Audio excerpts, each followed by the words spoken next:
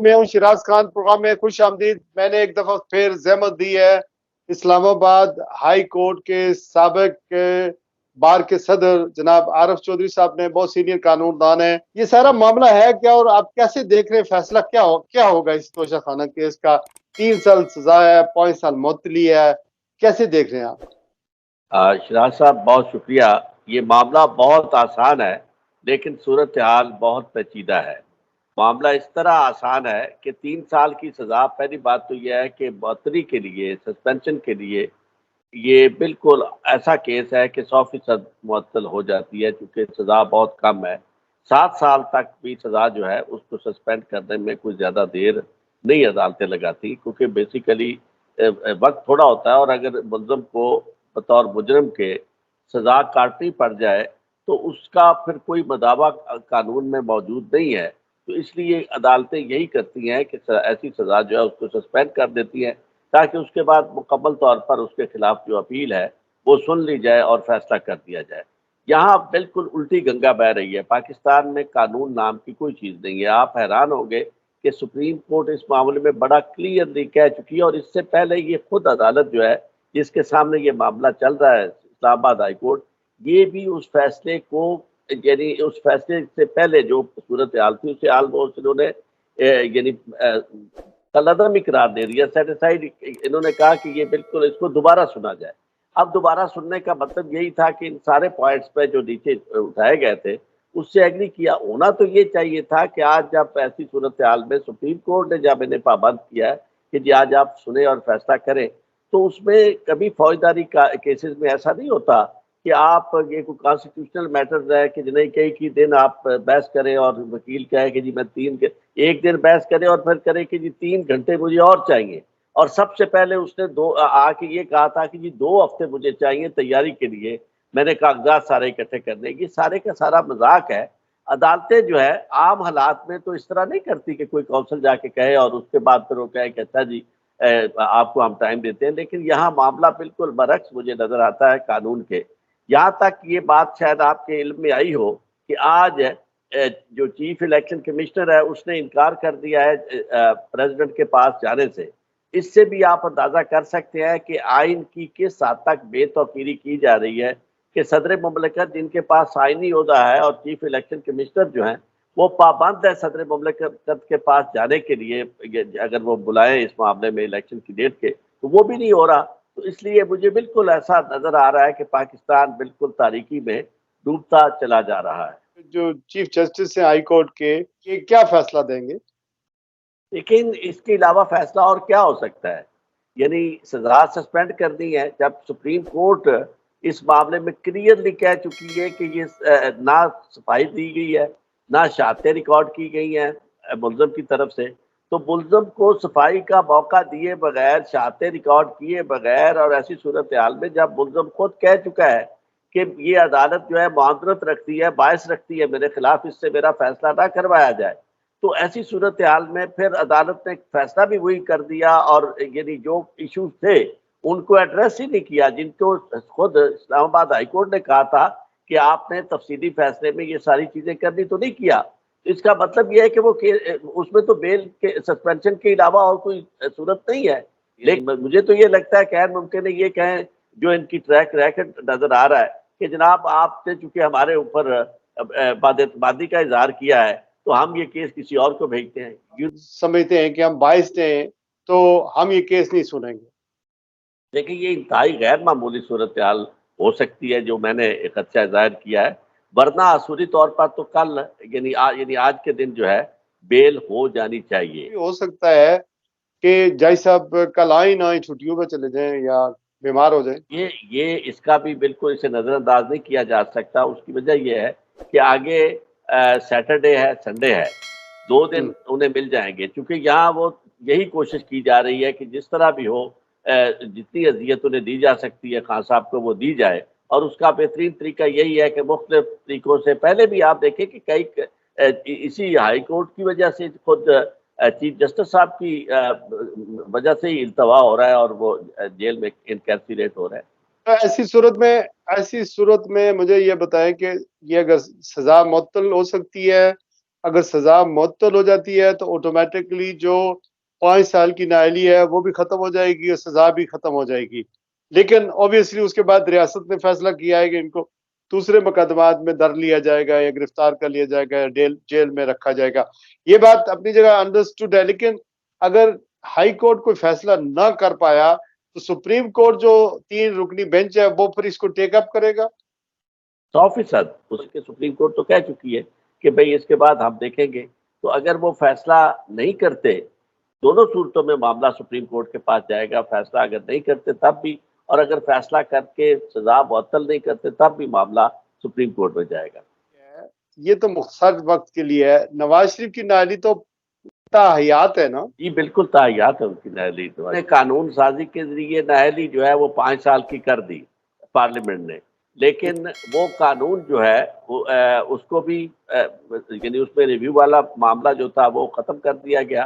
عدالت نے، supreme court نے فیصلہ کر دیا. اور دوسری بات یہ ہے کہ وہ معاملہ اس طرح ہو نہیں سکتا، کیونکہ جب تک آپ چونکہ سزا دی ہے، یعنی وہ جو نااہلی ہے عمر بھر کی، وہ کیا سپریم کورٹ نے، تو سپریم کورٹ کا فیصلہ جو ہے وہ قانون کا درجہ رکھتا ہے.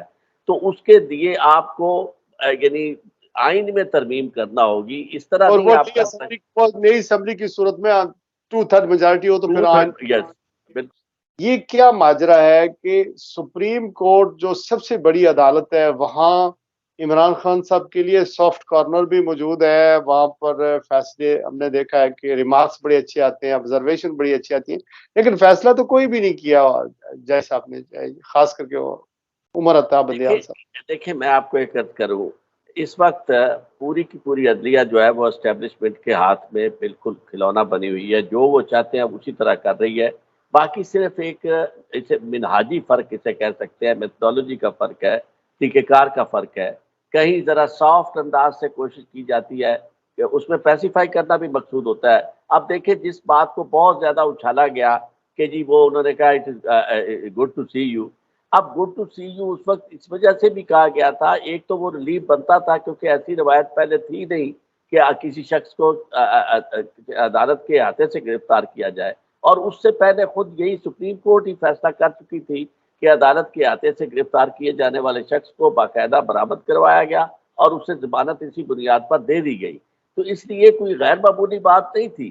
لیکن اس میں ایک پہلو یہ بھی تھا جسے آپ زمینی حقائق کہہ سکتے ہیں یا آبجیکٹو کنڈیشن، کہ پورا پاکستان آگ میں جل رہا تھا. اس لیے بھی عمران خان کو ریلیف دینا اور انہیں برآمد کرنا یہ بڑا ضروری تھا. جس کی آواز چل رہی ہوتی ہے، اسٹیبلشمنٹ جس کے ساتھ ہوتی ہے، فیصلے اس کے حق میں ہی آتے ہیں. جج بھی ظاہر ہے ہمارے ملک کا ایک حصہ ہے، اسی نظام کا حصہ ہے. جب صحافیوں کے پروگرام بند ہو رہے ہوں، جب گرفتاریاں اتنے بڑے پیمانے پر ہو رہی ہوں، تو انصاف کی عدالت جو ہے وہ ظاہر سسٹین نہیں کر سکتی ہے، اس طرح فیصلے نہیں ہو سکتے. تو آپ یہ سمجھتے ہیں کہ فی الحال اسٹیبلشمنٹ کے لیے عوام تو گلی کوچے میں، اندرون ملک بیرون ملک جتنے بھی ہیں، ان کے احساسات جذبات عمران خان صاحب کے یا ان کی پارٹی کے ساتھ ہیں، لوئلٹی ان کی ہے. اور اگر الیکشن ہوتے ہیں تو ظاہر ہے وہ الیکشن میں بلہ اگر ہوا تو لوگ بڑے پیمانے پر ووٹیں بھی دیں گے. لیکن اسٹیبلشمنٹ نے فیصلہ کیا ہوا ہے کہ ان کو فی الحال جو ہے وہ کوئی ریلیف نہیں دینا. اگر ایک کیس سے بری ہوگی تو دوسرے کیس میں آ جائیں گے. لیکن ہماری اسٹیبلشمنٹ بھی توقع کر کے بیٹھی ہوئی ہے، اپوزیشن پارٹیاں بھی، عمران خان صاحب کی بہت سارے لوگ ہیں جو یہ سمجھتے ہیں کہ قاضی فائز عیسیٰ کا جو 13 ماہ کا دور ہوگا، is next chief justice of supreme court of Pakistan.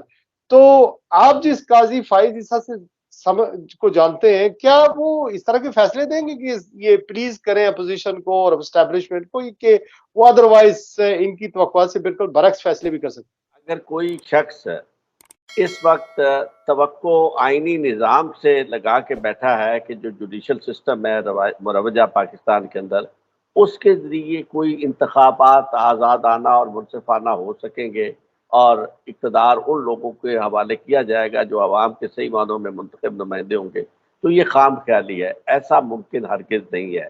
جب اسٹیبلشمنٹ یہ کہتی ہے کہ ہم نے یہ فیصلہ کیا ہے کہ ایسے ہم نے کرنا ہے اور ایک پارٹی کو ایلیمینیٹ کرنا ہے، تو ظاہر ہے کہ وہ ساری کی ساری بات جو کسی قانونی طریقے سے تو نہیں کی جا سکتی. اسی طرح اب میں یہ سمجھتا ہوں کہ عوام جو ہے انہوں نے بھی اگر یہ آزادی جسے وہ آزادی کہہ رہے ہیں اگر حاصل کرنی ہے تو اس کے لیے انہیں وہی طریقہ کار اختیار کرنا پڑے گا جو دنیا میں مروجہ ہے کہ اس کے لیے جنگ لڑنا پڑتی ہے، اس کے لیے قربانی دینا پڑتی ہے۔ وہ اس طرح کے قانونی طریقے جو ہے نا یہ بالکل ایسی خام خیالی میں بیٹھے ہوئے ہیں۔ میں نہیں سمجھتا کہ ان مروجہ قانونی طریقوں سے کوئی ذرا برابر بھی تبدیلی آ سکے اور عوام یہ الیکشن تک جا کر اپنے رائے کا اظہار کر سکے، ایسا قطعاً ممکن نہیں ہے۔ قاضی فائز صاحب کے کردار پر آ دیں جو توقع رکھ رہے ہیں کہ یہ فیصلے شاید اسٹیٹ کے اسٹیبلشمنٹ کے اپوزیشن کے نواز شریف کے حق میں دیں گے۔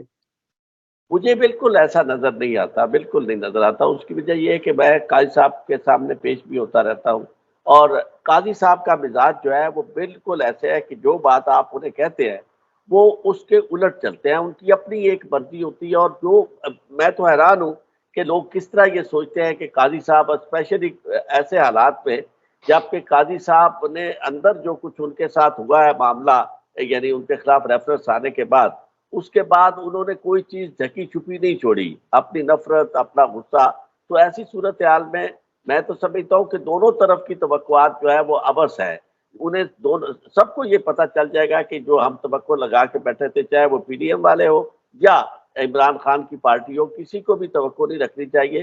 وہ اپنے مزاج کے آدمی ہیں، وقت نکالیں گے، غصہ نکالیں گے جتنا نکال سکتے ہیں، اور اس میں جو کام اسٹیبلشمنٹ کر رہی ہے وہ چلتا رہے گا۔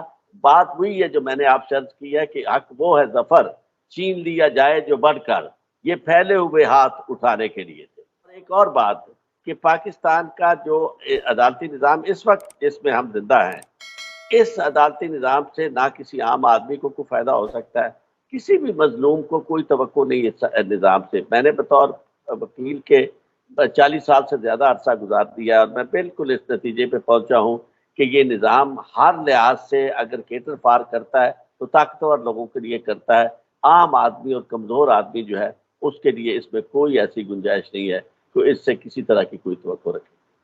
تھینک یو ویری مچ عارف چودھری صاحب، آل دا وے فرام اسلام آباد، اپنا قانونی طور پر اپنی ماہرانہ رائے ہم سے شیئر کر رہے تھے۔ بہت شکریہ، اپنا بہت سارا خیال رکھیے گا۔ آج کے لیے بس نہیں، اللہ حافظ۔